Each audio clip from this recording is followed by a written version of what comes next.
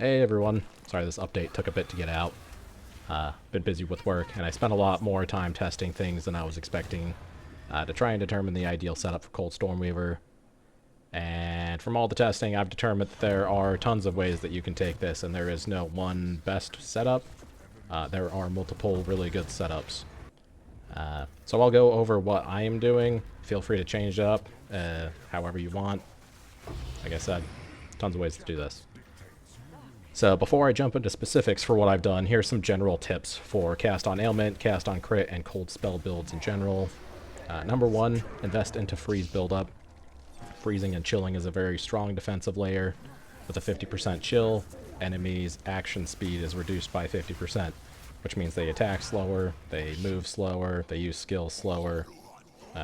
Makes your life a lot easier. And with Infused Frost Nova, you're creating chilled ground all over the place, which means that those enemies will always be chilled. So long as the chilled ground isn't bugged. It's bugged sometimes with Ice Nova. I don't know why that is, but I'm sure it'll get figured out eventually. Number 2 on my list, invest in Remnant Nodes. These are the main way you get more damage with your spells via infusions, and the main way that you'll sustain mana. Number 3, invest in mana. Cast on ailment and cast on crit. Especially if you're combining them with high-level spells, they eat through a ton of mana. You'll want a fairly large mana pool to draw from, as well as some mana efficiency once your spell levels start getting into the 30s. Number 4, invest in spell levels. Get as much as you can on your staff or your wand / focus, if you go that route, as you can. Get it on your amulet, get it on the passive tree.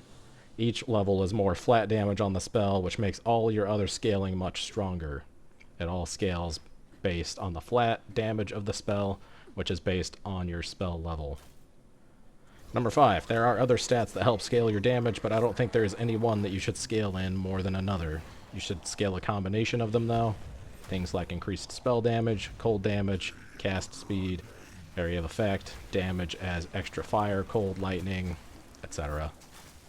Some pretty strong ones that I have taken are ones where you deal increased spell damage if you consumed an elemental infusion recently. But there are tons of damage nodes. They're all good. I wouldn't invest in one to the moon over any of the others.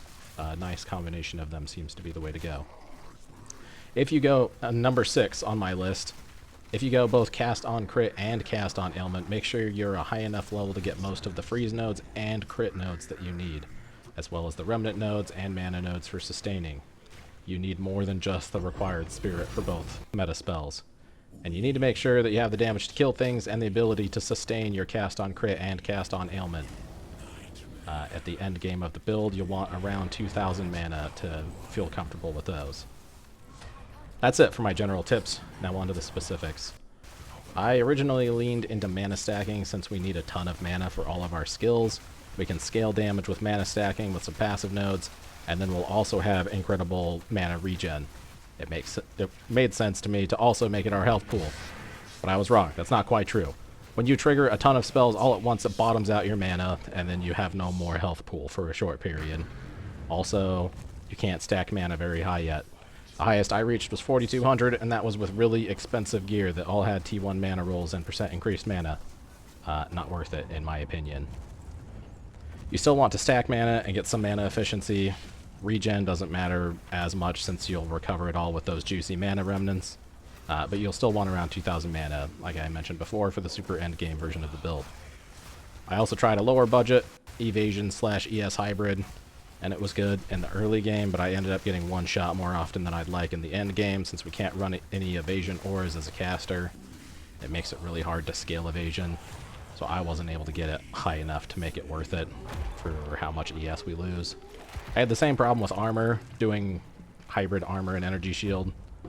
So we're left with scaling energy shield for our defenses, which means that we have to sacrifice quite a few passive points to really get tanky on this build, and even then it's not incredibly tanky, just tanky enough. That said, you should insta-freeze pretty much everything all of the time, and / or one-shot everything all of the time. The only times I really die are in Simulacrum 4, and even then I complete it successfully over 75% of the time. It's usually a really unfair combination of mods on rares, while Cosis and Omniphobia are trying to wail on me, and then I get got while my mana siphoned and I can't cast. There's not really any coming back from that. I don't ever die in any of the other tier 4 boss content or in maps unless I've done something stupid. This build does not make you a tanky god, so you still have to, you know, play, I wouldn't say careful, but you have to play smart. You can't just run into a bunch of mobs without casting anything and expect to survive. So it doesn't make you a tanky god, but it does make you a destructive one. Now on to optimal gearing. The same basics apply here. I'd get 2 rings with flat mana and % increased mana. Mana regen is also good and is pretty easy to hit if you're crafting right with omens. But you'll mostly rely on remnants for mana regen. So if you don't have it, that's fine. Then you'll want as much resistance as you can get on those rings as well. Cast speed is also another good one to get if you can fit it in. But resistances are more important than cast speed. Your chest will also need a high spirit roll and 2 high energy shield rolls. I'd go for a 600 plus ES chest that has an implicit for faster start of energy shield recharge and has at least 55 spirit on it, since you can get up to 65 on an amulet, but I'd shoot for higher than 55 on your chest so you don't need perfect amulet rolls. Your amulet will have the same as your rings with mana and % increased mana, and then you'll want plus to all skills and high spirit. It's an expensive amulet for sure, that you can craft it yourself for fairly cheap. You can also use a much, much cheaper one that just has mana, % increased mana, and +1 or +2 to all skills and high spirit, or you can drop the plus to all skills entirely and just get one that has mana and high spirit. However you want to go about it for your budget. And then the end game amulet is fairly expensive to craft yourself and fairly expensive to buy, since hitting mana and % increased mana and spirit as prefixes with all skills is pretty hard to do. There are more coming out on the market as people craft, so you might be able to snag one for fairly cheap. I spent around 60 div crafting mine, and I ended up selling all of my less good ones that I crafted for between 15 and 30 divines. Boots are somewhat flexible here in the build. You want movement speed. High ES is nice to have. Good resistance is also nice to have. I like not being slowed down quite so much when I'm casting, so I got that on my boots, but you don't really need that, and I'm honestly not sure how much that helped me. I think more move speed might be better. Your gloves will be Malagar's Virtuosity if you're going crit. If you're not doing crit and you're dropping cast on crit, high ES gloves with cast speed and resistances. Any other damage mods you can find on there. Should be pretty easy. If you have enough resistance on all of your other gear, you can swap your belt out for a headhunter or go with the belt that has 2 sockets whose name escapes me. There are some powerful things that you can socket in the belt. If you're going the shock route on your Ascendency Nodes, then you can get magnitude of ailments you inflict on those and your gloves. Otherwise, you can pick something else to fill in the gaps or scale your build. There are also some other belts out there, but those are what I'd go with if I had enough resistances on all my other gear. I don't. So I'm just using a belt that has high mana, life, and resistances. For the weapon, you can use either a staff or a wand and focus. A wand and focus is better, especially since you can get a spellslinger wand for even more comets or whatever other skill you want. But I like the staff playstyle, and I've already invested in the staff playstyle. I already have an expensive one, so I'm sticking with staff. Sigil of Power and Unleash are the 2 best skills to get on a staff. The Spellslinger wand is the best wand to get if you go the wand route. You'll also be tankier if you go the wand route, since you get a focus with energy shield on it, and maybe some resistances, maybe some other good stuff. Your helmet will be high energy shield, as high as you can get. Barring that, I would go high energy shield with tier 1 mana on a helmet, and you'll want high resistances. Crit chance too, if you can fit it in, if you have enough resistances elsewhere.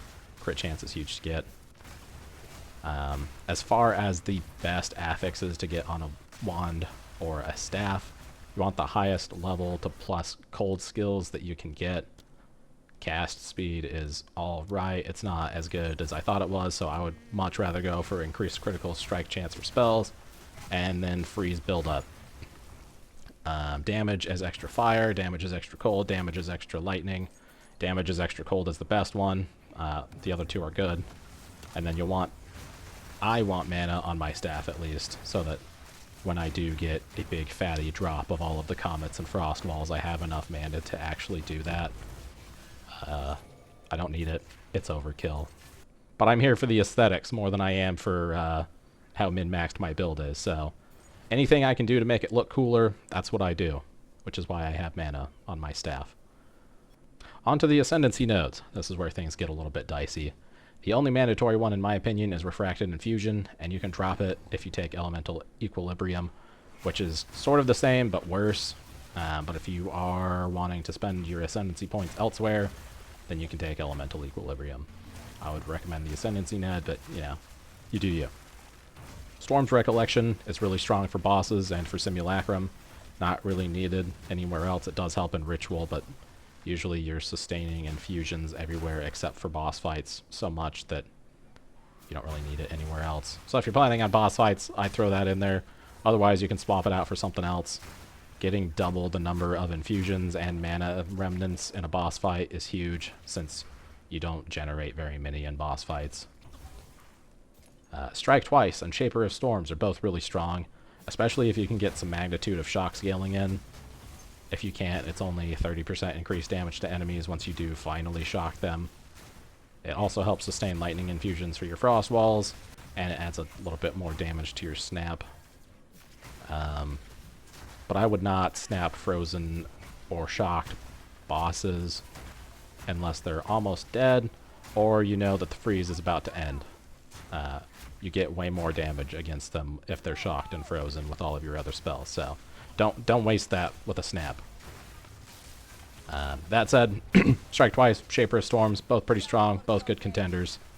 Constant Gale and Force of Wind are also pretty decent ones to get, but I end up not really caring about the cast speed in the end game, since I'm pretty much only casting once and then moving on, since everything on my screen is dead or dying. Tempest Caller is also decently strong. Not all that strong in my opinion. You do get more visual appeal with your storm areas all over the place. They add some hinder, they do a little bit of damage. They can sometimes freeze or shock or ignite. But I'd say it's not all that strong, unless somebody knows something that I don't. And then Heavy Snows and Shaper of Winter are borderline useless. There's no need to chill when you insta-freeze enemies instead, and we have chilled ground all over the place. Multiplying Squalls is also borderline useless. I tested it to get more Frost Bombs with Spell Cascade, where you take the node where you get +1 to orb skills, or you put a support gem that gives +1 to limit of skills, and then you take Multiplying Squalls. That way you can have 3 Frost Bombs out at the same time. It also lets you have 3 Firestorms out at the same time. I tested Unleash Firestorm on bosses, so it uses 3 of each infusion, so 9 infusions in total, with a level 34 Firestorm. All 3 Firestorms stacked on the boss, and the damage is ass. I don't recommend it. I'm not going to tell you which Ascendancy Node to pick, since all the ones that I listed, or since I listed all of the pros and cons of each. I'm not a huge fan of mapping, so I am using Storm's Recollection since I fight a lot of bosses. I'm also using the 2 shock ones and Refracted Infusions for maximal infusion fun, and to sustain my mana in infusions in tier 4 boss fights and Simulacrum. Otherwise, I would probably drop Storm's Recollection and take Tempest Caller instead, since it's the next best one, or Constant Gale. One of those two. So if you're mapping and not worried about the tier 4 boss fights, you can drop Storm's Recollection. And that's it for Ascendancy Nodes. On to support gems. Here are my favorite support gems and why. Coming in at number 1 is Rising Tempest. For 4 seconds after casting Snap or Elemental Weakness, the supported skill deals 36% more damage. More damage means that it scales multiplicatively with other increases to your damage. Pretty overpowered. If you're not casting Snap or Elemental Weakness very often, then it's only 12% from your Ice Nova, which is less good, so you can swap it out if you're not using those. Pinpoint Critical, 60% more crit chance. This means much more damage and more Frost Walls, incredibly strong on all your damage skills. Really only useful if you're using the Malagaro's Gloves, though, that set your crit damage bonus to 250%, which means there's no downside to Pinpoint Critical. Coming in at number 3 is Freeze. You only need this on Ice Nova or Frostbolt, whichever you use as your main skill to freeze enemies. But 50% more freeze buildup is way more than 50% increased freeze buildup, since it scales multiplicatively rather than linearly. It's mandatory on your main skill. I would not take freeze out for anything. Verglass. This is a fun, overlooked support. And I'll do the explanation for this in my Frost Wall explanation later. Astral Projection, you only need that for Ice Nova. Energy Retention, you only need that for Comet. Spell Cascade, you can use it with Ice Nova if you want. I did for a while. It gets more clear but reduces the damage, so you end up freezing less with lower damage. I took it out just because I can't fit it in anymore. I had plenty of damage with Spell Cascade, so I still insta-froze mobs anyway. But I decided I wanted Verglass more, so I dropped it for that. I highly, highly recommend it on both Comet and Frostwall, though. Glacier, you only need this on Frostwall. I'll explain in the Frostwall explanation. Harmonic Remnants for Snap, your 2 Remnant buffs, and maybe Frostbomb if you want it on there. Magnified Area, I use that on Sigil of Power, Elemental Weakness, and Snap. I also use Cursed Ground on Elemental Weakness since most of the content I do involves me standing still and not running all over the place. Cursed Ground means the Elemental Weakness just stays on the ground for 10 seconds, cursing everything that's on it. Cooldown Recovery. I use this on all my cooldown skills, including Frostwall. And then Short Fuse and Potent Exposure on Frostbomb. And enough about support gems. On to skill gems. I still have Frost Arts in the build because I think they're cool, but I don't need them anymore unless I'm dueling Kosis one-on-one in Simulacrum 4, because they have really high single target damage. Otherwise, I pretty much never press the button, so if you have a lack of skill slots, feel free to toss that out. I also dropped Flame Wall for the same reason, and that I almost never use Frost Arts. Ice Nova is my main skill. You can swap this out for Frostbolt if you want Frostbolt more, but you'll need a Snake Pit Ring to really make Frostbolt pop off. I prefer Ice Nova since you get so much more freeze buildup on it, and with Astral Projection you just cast it wherever you want and then your whole screen dies. Frostbomb and Elemental Exposure are there just for tanky mobs or mobs that have ridiculous cold resistance. You'll run into those occasionally. I press them often out of habit, but I don't really need them for the most part, other than for bosses, and like I said, the occasional godlike rare mob. Snap is really good. It's your main infusion generator. You can get a truly ludicrous number of infusions on the ground with it, especially if you're taking all the remnant nodes on the Stormweaver Ascendancy and the nodes on the passive tree. Unleash is fun. It's not needed at all, but it's fun. You can press Unleash and then press Ice Nova on a boss to instantly delete it. Sigil of Power is really nice for boss damage, but at the high end, not really needed. I still use it on occasion, because why not? I don't think I need to explain Cast on Crit or Cast on Ailment, really. You free stuff, you crit stuff, and it brings down the Wrath of the Heavens. Pretty easy. Now moving on. Why Frostwall? Why do I want Frostwall and Cast on Crit? There are several reasons for that, really. Number one, a shotgun potential is incredible. These things absolutely demolish bosses, especially if they're lightning infused. Number two, to do lightning damage and use up our lightning infusions. Number three, they look cool. Number four, they're cold skills, so they scale really hard with my plus to cold skills and increased cold damage. Number five, you can increase their life to 150,000 once you have them at a max level, and once you take a passive node on the passive tree and use a support gem on it. This means that if you break an Ice Crystal, which you do all of the time with Snap and or Comets, whatever skill is linked to Verglass, which I have Ice Nova and Frost Arts linked currently, get 75% of damage as extra cold damage, making it a god tier support gem for damage. It's too bad that Verglass only works with skills that you cast yourself. Otherwise, I would put it on everything. Number 6. Enemies will attack the walls instead of you. This is incredibly useful in boss fights and Simulacrum when you are in a small arena and you need some space to regenerate energy shield. The only downside to Frostwall is they get in the way sometimes.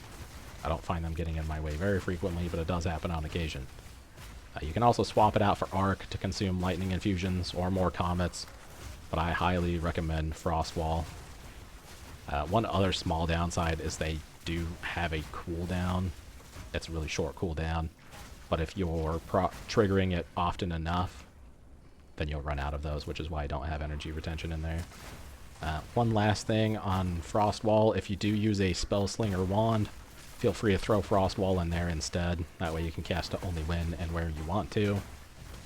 That's all I got for skill gems. On to the passive tree. As I've said before, you want energy shield, crit chance if you're running cast on crit. You want freeze buildup, increased damage, whether it's spell damage, cold damage, or elemental damage. Damage dealt to frozen enemies. Ice crystals have 200% more life node if you're running the Verglass tech. All that fun stuff. My passive tree is what I've ended up with after dozens of rerolls and seems to serve me well. There are dozens and dozens of other ways to path. There are tons of other nodes that you can take. So feel free to experiment, test your damage and survivability. Feel free to branch off the build guide, spread your wings. If you find something cool, please let me know. And that's all I've got for my updates. My current path of building is in the description. If you have any questions, leave them in the comments below, and I'll catch you next time.